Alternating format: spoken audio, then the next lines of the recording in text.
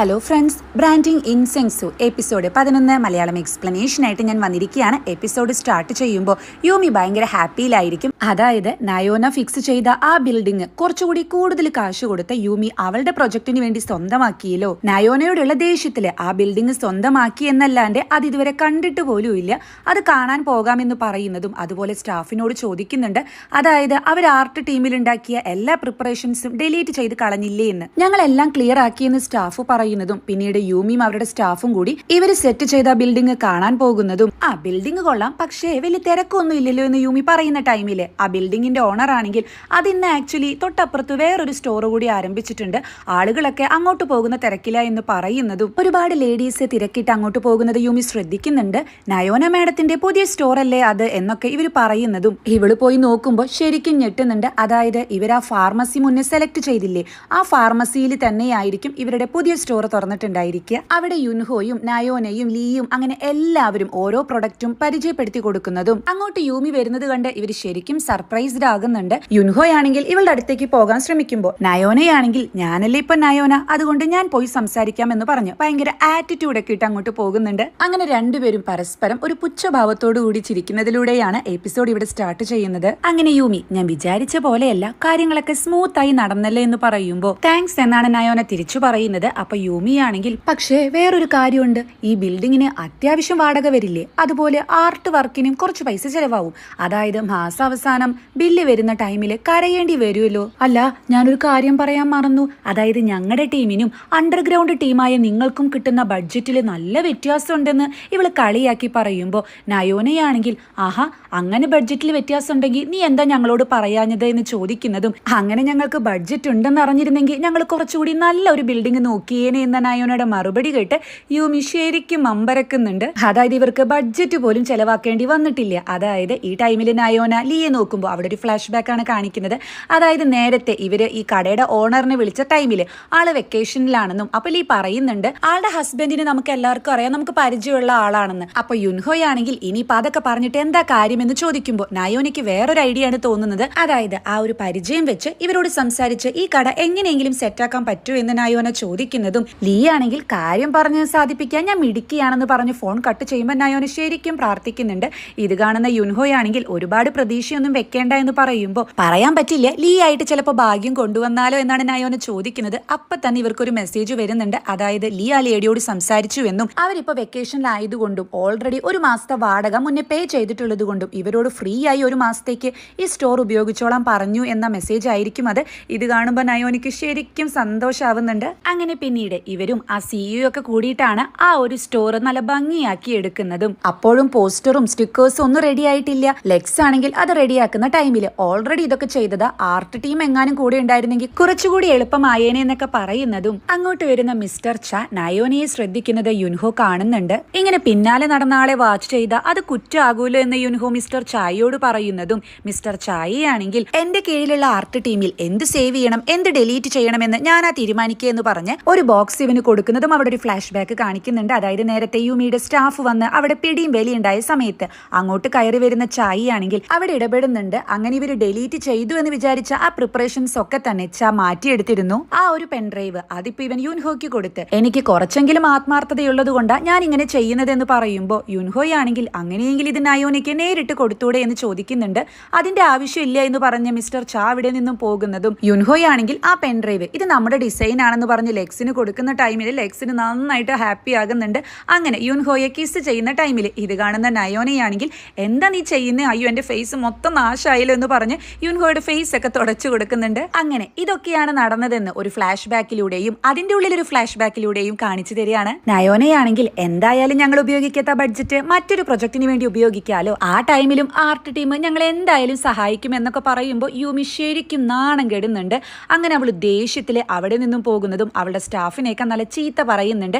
ഇത് കണ്ടുവരുന്ന യുൻഹോയാണെങ്കിൽ അവൾ ഇപ്പൊ ഭയങ്കര ദേഷ്യത്തില് ആകെ ഡിസ്റ്റർബ്ഡ് ആയിട്ടാണ് പോകുന്നതെന്ന് പറയുമ്പോൾ എന്നാലും ഇവളുടെ പിന്നിൽ ആരായിരിക്കുമെന്ന് നയോന ചോദിക്കുന്നുണ്ട്. അപ്പൊ യുൻഹോയാണെങ്കിൽ അതെന്തായാലും ഇന്ന് കണ്ടുപിടിക്കാം എന്ന് പറയുന്നതും യൂമിയാണെങ്കിൽ ആരെയോ വിളിക്കുന്നുണ്ട്. അതിനുശേഷം ഇപ്പൊ തന്നെ കാണണമെന്ന് പറഞ്ഞ് മെസ്സേജ് അയക്കുന്നതും യുൻഹോയാണെങ്കിൽ എല്ലാം സെറ്റ് ആക്കിയിട്ട് വീട്ടിലേക്ക് പൊക്കോ എന്ന് പറഞ്ഞ് യൂമിയെ ഫോളോ ചെയ്യുന്നതുമാണ് കാണിക്കുന്നത്. അങ്ങനെ ഇവള് ഒരു നദിയുടെ സൈഡിൽ എത്തുന്നതും അവിടെ ഒരുപാട് കാറ് പാർക്ക് ചെയ്തിട്ടുണ്ടായിരിക്കും. അതിലൊരു കാറിൽ കയറുന്നുണ്ട്. ഇതെല്ലാം ഇതെല്ലാം തന്നെ കുറച്ച് അകലെ നിന്നും യുൻഹോ ശ്രദ്ധിക്കുന്നുണ്ട്. നയോനയുടെ കാര്യം ശ്രദ്ധിക്കണമെന്ന് തന്നോട് പറഞ്ഞതല്ലേ എന്ന് പറഞ്ഞ് ഇവള് നോക്കുമ്പോ അവിടെ കാണുന്നത് ഇവള് പ്രതീക്ഷിച്ച ആളെ ആയിരിക്കില്ല, പകരം മിസ്റ്റർ നാമിനെ ആയിരിക്കും. താനെന്താ ഇവിടെ എന്ന് പറഞ്ഞ് ഇവള് ദേഷ്യപ്പെടുന്നതും പുറത്തേക്ക് ഇറങ്ങാൻ നോക്കുമ്പോ ഇയാൾ ഡോറ് ലോക്ക് ചെയ്യാണ്. എന്താ ഞാൻ ഇവിടെ വരാൻ പാടില്ലേ? പോകാൻ വരട്ടെ, അതിനു മുന്നേ ഞാനൊരു കാര്യം കാണിച്ചു തരാം എന്ന് പറഞ്ഞ് ഒരു വീഡിയോ ഇവൾക്ക് പ്ലേ ചെയ്ത് കൊടുക്കുന്നുണ്ട്. അതായത് XU ബ്യൂട്ടിയുടെ ലോഞ്ചിങ്ങിന്റെ അന്ന് നയോനയുടെ സിസ്റ്റത്തിൽ നിന്നും XU ബ്യൂട്ടിയുടെ കള്ളത്തരങ്ങളുടെ ഫോട്ടോസും ആ മെയിലും ഒക്കെ എല്ലാ ന്യൂസ് ചാനലുകൾക്കും അയച്ചു കൊടുത്തത് മറ്റാരും ആയിരിക്കില്ല, യൂമി തന്നെയായിരിക്കും. ഇതെല്ലാം അന്ന് ആ ടൈമിൽ ഓഫീസിലുണ്ടായിരുന്ന മിസ്റ്റർ ചാ കാണുന്നതും ആളിതെല്ലാം റെക്കോർഡ് ചെയ്യുന്നുണ്ട്. XU ബ്യൂട്ടിയുടെ തകർച്ച, അതിനുശേഷം നയോനയുടെ ആക്സിഡന്റ്, പിന്നീട് നീയാകുന്നു മാർക്കറ്റിംഗ് മാനേജർ. അതായത് നീയല്ലേ അപ്പൊ ശരിക്കും നയോനയെ കൊല്ലാൻ ശ്രമിച്ചത്? ഇതൊക്കെ ആർക്കും ഊഹിക്കാലോ. ഞാനായിട്ട് ഇതെന്തായാലും പുറത്തു പറയില്ല, പക്ഷെ നീ എന്നോട് സഹകരിക്കണം എന്നൊക്കെ പറഞ്ഞ് ഇവളുമായി ക്ലോസ് ആകുന്ന ടൈമില് പുറത്ത് നിർത്തി വെച്ചിരിക്കുന്ന ബാക്കി കാറുകളിൽ നിന്നും സേഫ്റ്റി അലാം അടിക്കുന്നതും യൂമിയാണെങ്കിൽ ബഹളം വെച്ച് അവിടെ നിന്നും ഇറങ്ങാൻ ശ്രമിക്കുന്നുണ്ട്. നാമാണെങ്കിലോ കാറ് തുറന്ന് പുറത്ത് വന്ന് ഇവളെ വലിച്ചിടുന്നതും അതിനുശേഷം അവിടെ നിന്നും പോകുന്നുണ്ട്. യുൻഹോയാണെങ്കിൽ മിസ്റ്റർ നാമിനെ ശരിക്കും കാണുന്നുണ്ട്. യൂമിയാണെങ്കിൽ അവിടെ ഇരുന്ന് കരയുന്ന ടൈമില് അങ്ങോട്ട് ചെല്ലുന്ന യുൻഹോയാണെങ്കിൽ ഇവളെ അവിടെ നിന്നും എണീപ്പിക്കുന്നതും നയോനയായിട്ട് കണക്ഷൻ ഉള്ള ആരുടെയും ഹെൽപ്പ് എനിക്ക് ആവശ്യമില്ല എന്ന് പറഞ്ഞ യൂമി അപ്പൊ ചൂടാകുന്നുണ്ട്. നീ എന്തിനാ ഇവിടെ വന്നത് എന്നൊക്കെ ഇവള് ചോദിക്കുമ്പോ യുൻഹോയാണെങ്കിൽ കാം ആവാനാണ് ഇവളോട് പറയുന്നത്. അപ്പൊ ഇവളാണെങ്കിൽ നീ ഇവിടെ വന്നത് ഞാനാണ് നയോനയെ കൊല്ലാൻ ശ്രമിച്ചതെന്ന് കേൾക്കാൻ വേണ്ടിയിട്ടല്ലേ, ഞാനല്ല അത് ചെയ്തത് എന്നൊക്കെ പറഞ്ഞ് ദേഷ്യപ്പെടുമ്പോ ഞാൻ ഇങ്ങോട്ട് വന്നത് അതിനൊന്നുമല്ല നിങ്ങൾക്ക് വേണ്ടിയാണെന്ന് യുൻഹോ പറയുന്നത് കേട്ട് ഇവള് ശരിക്കും ഒന്ന് ഞെട്ടുന്നുണ്ട്. നേരത്തെ നയോന മേഡത്തിനോട് സംസാരിച്ച് നിങ്ങൾ അവിടെ നിന്ന് ദേഷ്യത്തിൽ വന്നപ്പോൾ എനിക്ക് എന്തോ ഒരു സംശയം തോന്നി, എന്തോ ഒരു അപകടം പതുങ്ങിയിരിക്കുന്നത് പോലെ, അതാ നിങ്ങളെ ഞാൻ ഫോളോ ചെയ്ത് വന്നത്, അതെന്തായാലും ഇപ്പൊ നന്നായി എന്നൊക്കെ യുൻഹോ പറയുമ്പോ യൂമിയാണെങ്കിൽ കരഞ്ഞുകൊണ്ട് ഞാനല്ല അത് ചെയ്തത്, ഞാൻ അവളെ കൊല്ലാൻ ശ്രമിച്ചിട്ടില്ല, എനിക്ക് അവളോട് ദേഷ്യം ഉണ്ടായിരുന്നു, അതൊക്കെ പോസ്റ്റ് ചെയ്തത് ഞാനായിരുന്നു എന്നൊക്കെ പറഞ്ഞ് കരയുമ്പോൾ യുൻഹോയാണെങ്കിൽ ഇവളെ ഹഗ് ചെയ്ത് സമാധാനിപ്പിക്കുന്നതും അപ്പൊ ആലോചിക്കുന്നത് മറ്റൊന്നാണ്. അതായത് നേരത്തെ ബ്രാൻഡിങ്ങിന്റെ കാര്യത്തെയൊക്കെ പറ്റി സംസാരിക്കുമ്പോൾ യുൻഹോ നയോനയോട് പറഞ്ഞിരുന്നു ആളുകള് അവരുടെ ഇമോഷൻസ് വീക്ക് ആകുന്ന ടൈമിൽ അവരവരുടെ മനസ്സ് തുറക്കുമെന്ന്. ഇത് ആലോചിക്കുന്ന യുൻഹോയ്ക്ക് ഇപ്പൊ ശരിക്കും തകർന്നിരിക്കുന്ന യൂമി പറയുന്ന കാര്യങ്ങൾ എന്തായാലും സത്യമാവാനേ സാധ്യതയുള്ളൂ എന്ന് മനസ്സിലാകുന്നുണ്ട്.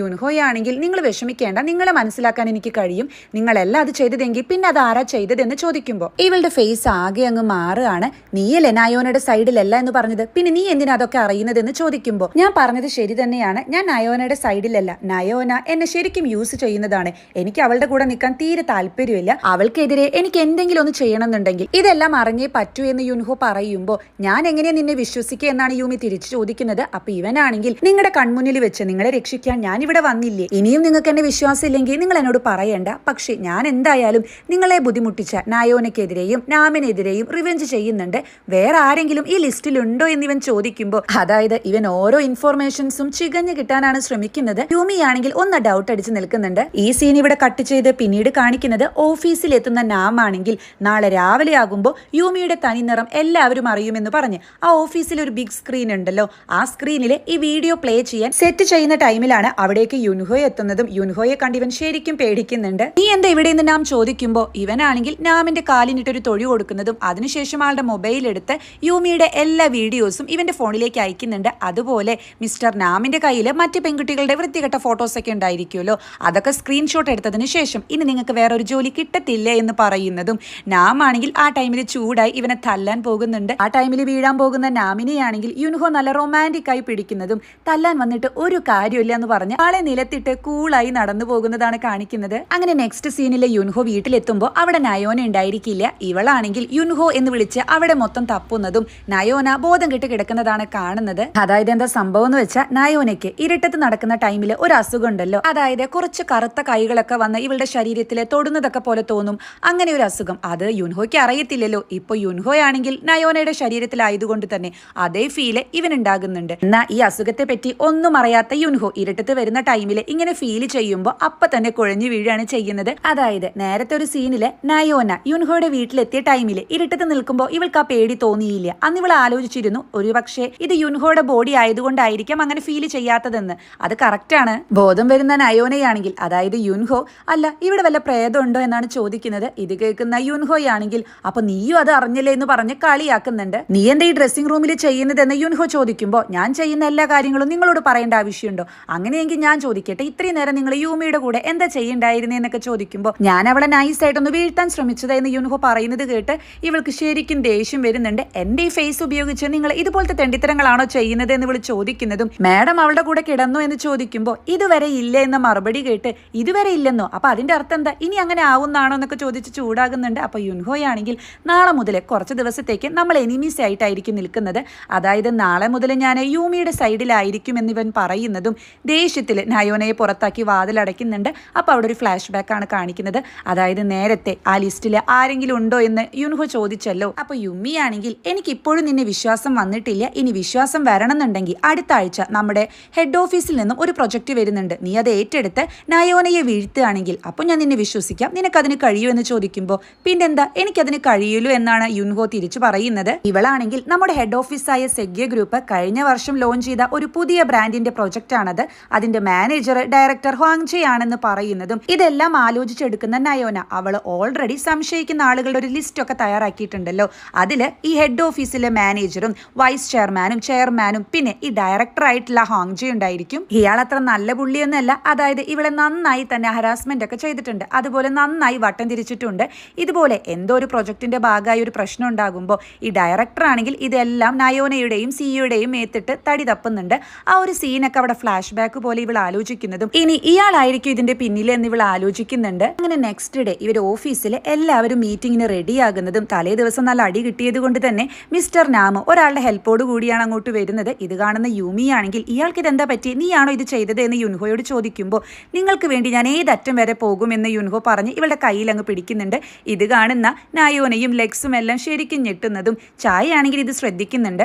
ഇവളാണെങ്കിൽ പെട്ടെന്ന് തന്നെ കൈ തട്ടി മാറ്റുന്നുണ്ട്. ആ ടൈമിലാണ് അവിടേക്ക് ഡയറക്ടർ ഹാങ്ജെ കൂളായി ഷൂവും സോക്സും ഒന്നും അല്ല, പകരം ചെരുപ്പിട്ടിട്ട് ഒരു ഡിഫറെന്റ് സ്റ്റൈലിലാണ് വരുന്നത്. ആ ടൈമിൽ യുൻഹോയുടെ ഫ്രണ്ട് അണ്ടർഡോഗ് ടീമിലുള്ള ആൾക്കാർക്ക് ഈ ഡയറക്ടറുടെ ഒരു ചെറിയ വിവരണം കൊടുക്കുന്നുണ്ട്. അതായത് ഹെഡ് ഓഫീസായ സെഗ്യ ഗ്രൂപ്പിന്റെ ചെയർമാന്റെ ഒരേ ഒരു പേരക്കുട്ടിയാണ് കക്ഷി. ആൾക്ക് 31 വയസ്സായിട്ടുണ്ട്. 25ാമത്തെ വയസ്സിൽ US-ലൊക്കെ പോയി പഠിച്ച് തിരിച്ചു വന്നതിന് ശേഷം ഒരുപാട് പ്രൊഡക്റ്റ് ബ്രാഞ്ച് ചെയ്തിട്ടുണ്ട്, പക്ഷെ എല്ലാം ഫ്ലോപ്പ് ആയിരുന്നു. 5 വർഷം മുന്നേ അരോമയുടെ മെഴുകുതിരിയൊക്കെ പുറത്തിറക്കിയിട്ടുണ്ടായിരുന്നു, പക്ഷെ അത് വലിയ ഒരു പരാജയമായിരുന്നു. അതിനുശേഷം കുറച്ചു കാലം ആളെ കണ്ടിട്ടില്ല. പിന്നെ ഈ ലാസ്റ്റ് ഇയറിൽ ആളൊരു ആൽക്കഹോൾ പുറത്തിറക്കിയിട്ടുണ്ട്, സെഗ്യ സോജു എന്നാണ് അതിന്റെ പേര്. അത് ഇതിലും വലിയ ഫ്ലോപ്പ് ആയിരുന്നു എന്നൊക്കെ ഇവർ പറയുന്നതും ഇത്രയും വലിയ എക്സ്പ്ലനേഷൻ ഞങ്ങൾ തീരെ പ്രതീക്ഷിച്ചില്ലേ എന്ന് അണ്ടർഡോഗ് ടീം പറയുന്നുണ്ട്. ഈ ഡയറക്ടർ ആണെങ്കിലോ നയോനയെ കാണുമ്പോൾ നയോനയ്ക്ക് എന്നെ അറിയാലോ, എന്തോ ഒരു പരിചയമില്ലാത്ത പോലെ നിൽക്കുന്നത് എന്ന് ചോദിക്കുന്നത് കേട്ട് നയോന ആകെ അന്തം വിടുന്നുണ്ട്. അതായത് നയോനയുടെ ശരീരത്തിന്റെ ഉള്ളിലെ യുൻഹോയാണല്ലോ, യുൻഹോയ്ക്കുണ്ടോ ഈ ഡയറക്ടറെ അറിയുന്നു. ഇവളാണെങ്കിൽ കൂളായി അറിയുന്നത് പോലെ ആക്ട് ചെയ്ത് ഡയറക്ടർ അല്ലേ, എങ്ങനെ സുഖമല്ലേ എന്നൊക്കെ ചോദിക്കുമ്പോൾ സുഖമല്ലേന്നോ, നീ കാരണം ഞാൻ എന്തുമാത്രം ബുദ്ധിമുട്ടിയിട്ടുണ്ട്, എന്നിട്ട് നീ ഇങ്ങനെയാണോ ചോദിക്കുന്നത് എന്ന മറുപടി കേട്ട് നയോന ശരിക്കും പ്ലേറ്റ് അങ്ങ് തിരിക്കുന്നുണ്ട്. സത്യം പറഞ്ഞാൽ ആ ഇൻസിഡന്റിന് ശേഷം എനിക്കൊന്നും ഓർമ്മയില്ല എന്ന് പറയുമ്പോൾ ഞാനും അത് കേട്ടിരുന്നു, അന്ന് ശരിക്കും താനെങ്ങാനും മരിച്ചിരുന്നെങ്കിൽ പ്രതിപട്ടികയിലെ ഞാനും ഉണ്ടായേനെന്ന് പറയുന്നത് കേട്ട്